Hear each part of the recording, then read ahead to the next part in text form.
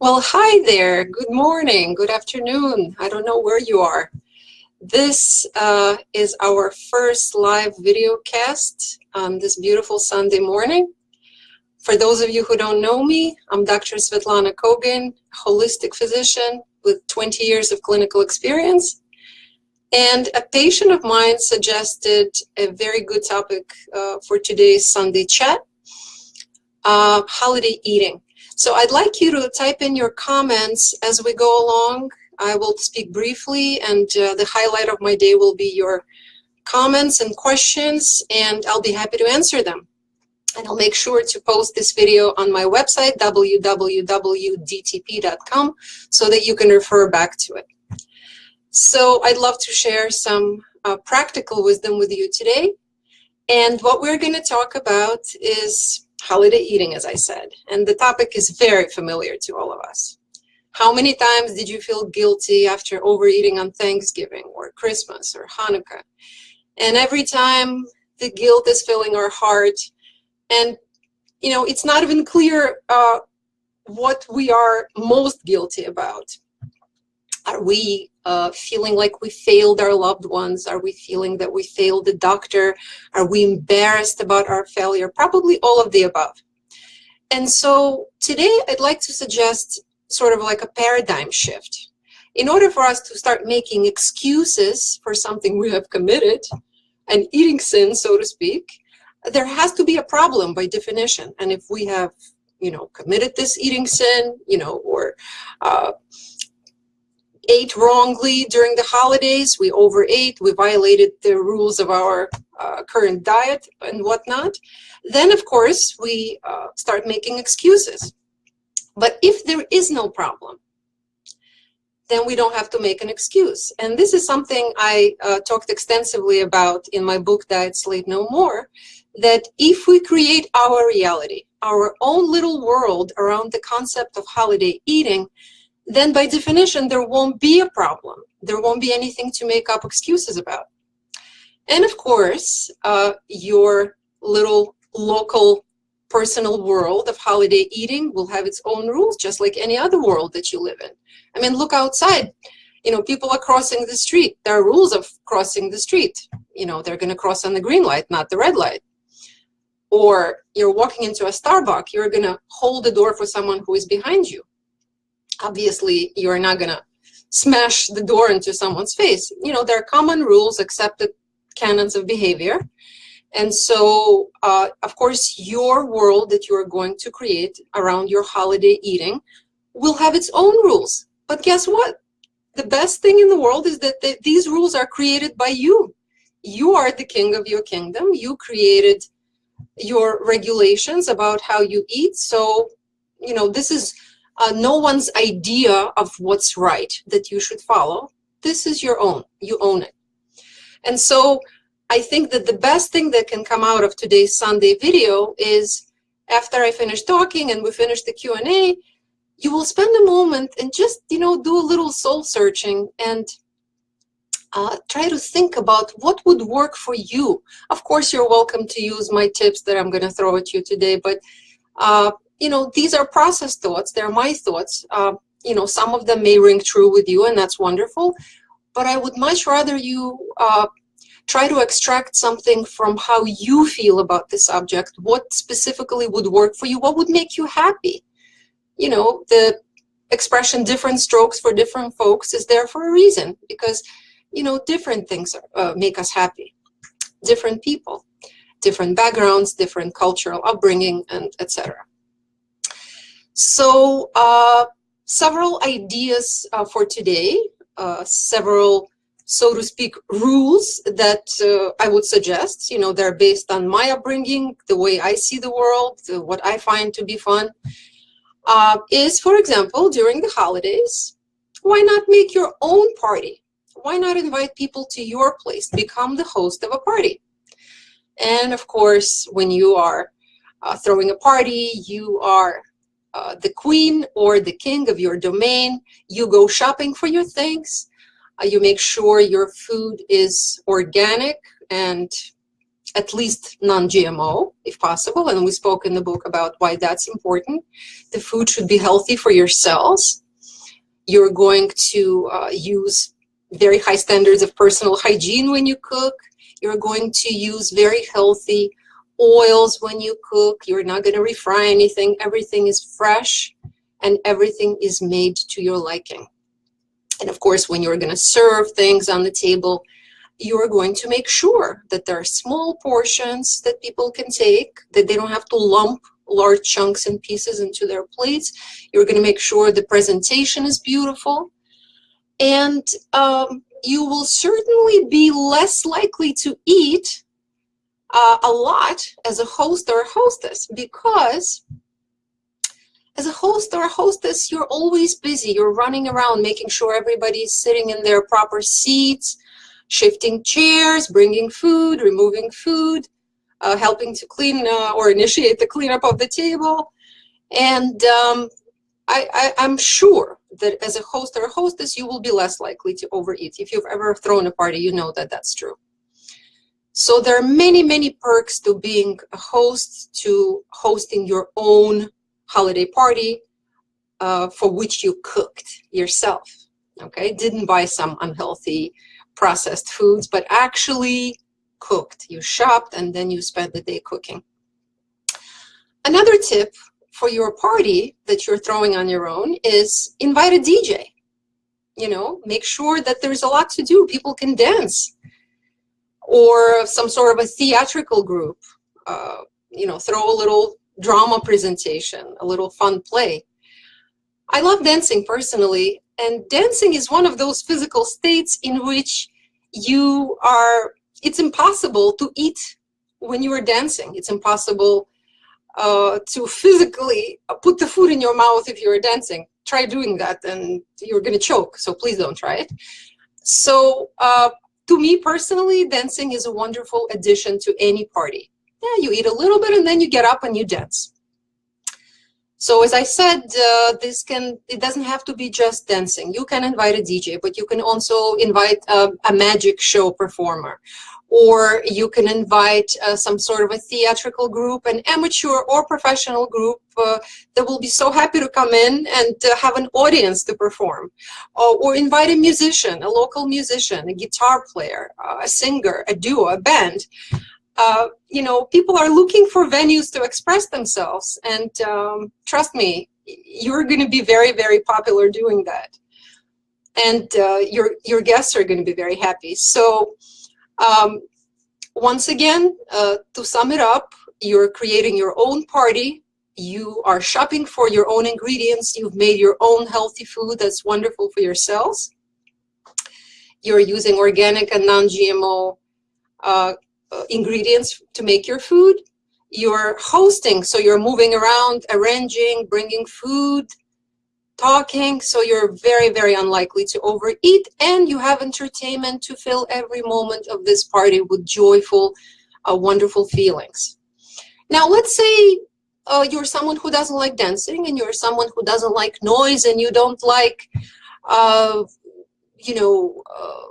you don't like a theater, you don't like all this drama. You're an intellectual, you're an introvert, a quieter person who likes a quiet conversation. Fine.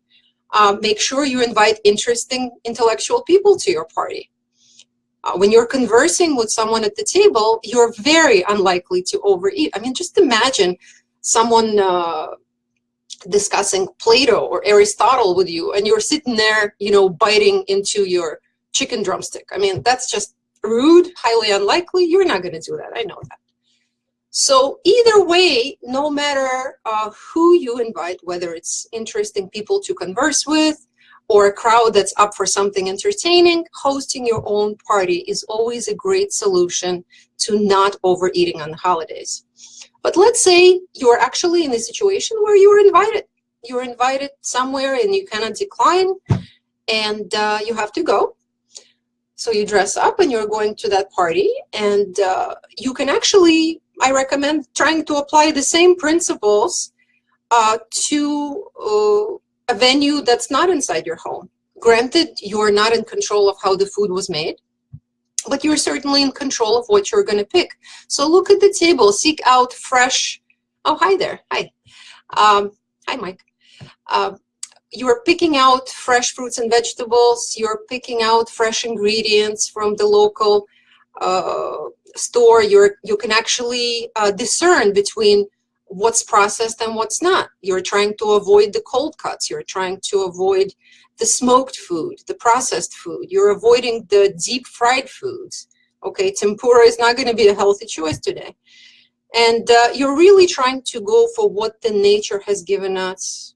Perhaps it will be lightly roasted or lightly fried, but it will be slightly cooked, and you can see that the freshness of it is just shining through, and it's good food. And once again, you know, you can suggest to the host or hostess of the party that they invite a DJ, that they create some sort of entertainment for the party. If they're a good friend, they'll listen to you, and you have created yourself a little milieu in which you can stick with your rules, your little world.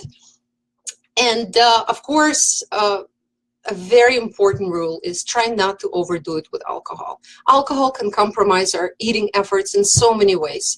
It clouds your mind. It certainly, you know, produces increased production of hydrochloric acid in your stomach. So you're more likely to be hungry. You're more likely to overeat if you're drinking. And I certainly recommend cutting back.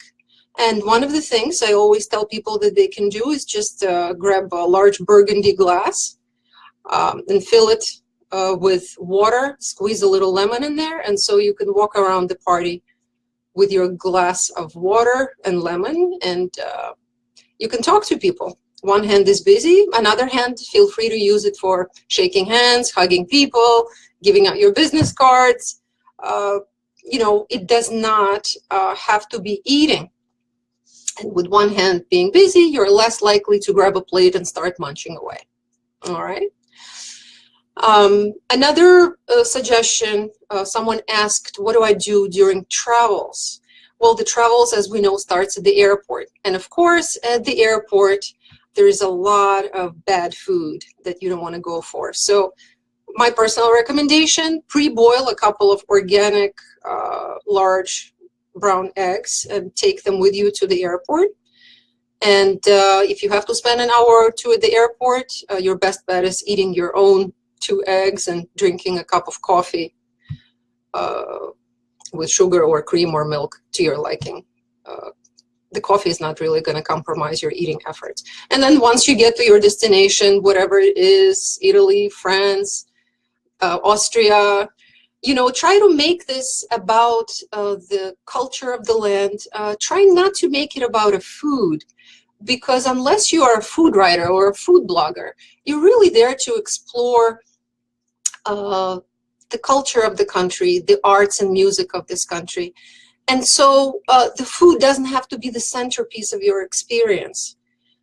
You don't have to eat all the strudels in Vienna, and you don't have to try all the sweets, gelato and cannoli and whatnot in Rome, and you don't have to try all the macarons and Napoleon and eclairs in France. It's definitely just going to compromise your holiday eating efforts or travel holiday eating efforts. So I guarantee that if you are abroad, you are going to eat local food. It's very unlikely that you're in Rome and you're going to eat Thai food or Japanese food. Chances are you're going to walk into a local trattoria and just partake of whatever healthy local foods that they have here, utilizing the same principles that we talked about here and that I mentioned in the book. And so to sum up, home food is always best. It's prepared by you. You are in control of what ingredients you purchased. You are in control of how you prepare this food with healthy oils, with great hygiene, with love. This is the most important thing. You made this food with love. Now you can just imagine that when you go out and you're, you know, eating in a restaurant or a diner or a fast food joint, just imagine how much love goes into preparing this food. I'm not going to say it, but you have the answer. Okay, chances are there was not much love that went into making that food. So holiday food is really a very special occasion. It's like this fancy schmancy dress that you're going to put on to go to a party, a ball. If you're a woman, or if you're a guy, you know, it's going to be this amazing tux that you've been saving for special occasion, and you are, you know, finally donning this. Oh, hi, Haya. You're donning this to go out there and partake of this special occasion, this holiday meal. However, you don't wear your ballroom gown or your tux to an everyday occasion. It's weird if you did. I mean, unless you're a model or you're posing for a magazine, for a photo shoot. You know, there is clothing for special occasion and there is food for special occasion. So I think one of the mistakes that people often make is just perpetuating the holiday eating over and over again. And especially here in New York City, when I talk to my patients, they tell me that they go out all the time. They're eating out almost every day. How special is that? I mean, that just loses, you know, it becomes mundane. There is nothing special or holiday-like about it. So I think if I can impart you with one of the pearls of wisdom today, it certainly should be that holiday food should be special. It should not be a frequent event. It should be an occasional event. And your cells and your stomach know it, and they allow it for it. They are not at odds with it. They know it's an occasional, very joyous, very happy event. Make sure that you fill your holidays with joy. Do not be afraid. The excuses only are made for the problems that exist. Holiday is not a problem if you don't make it into one. Okay? And so now I will be happy to take any questions. If you want to type in your questions or comments. I know that some of you have read my book, Diet Slave No More, and some of you are using an app, and some of you have even joined the free Facebook group, which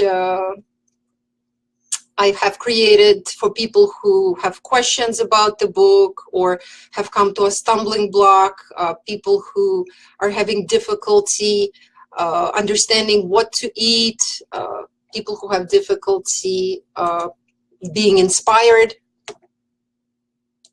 So I welcome any questions you may have now or later. Feel free to call, feel free to write.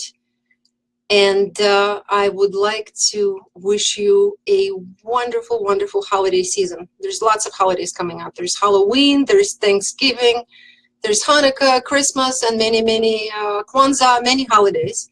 So whatever you're celebrating, I wish you to eat the food that you prepare with love, that you will eat with joy.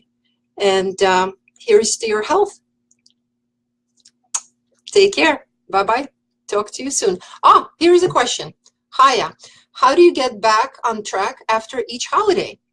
Well, if you listen to this little video from the beginning, then you know that the holidays should be far and few, and you should try to be in control of each and every one of them. So either you throw your own party where you're in full control of the ingredients and portions and the whole atmosphere of the party, or you try to recommend something like this to a friend whose party you're attending.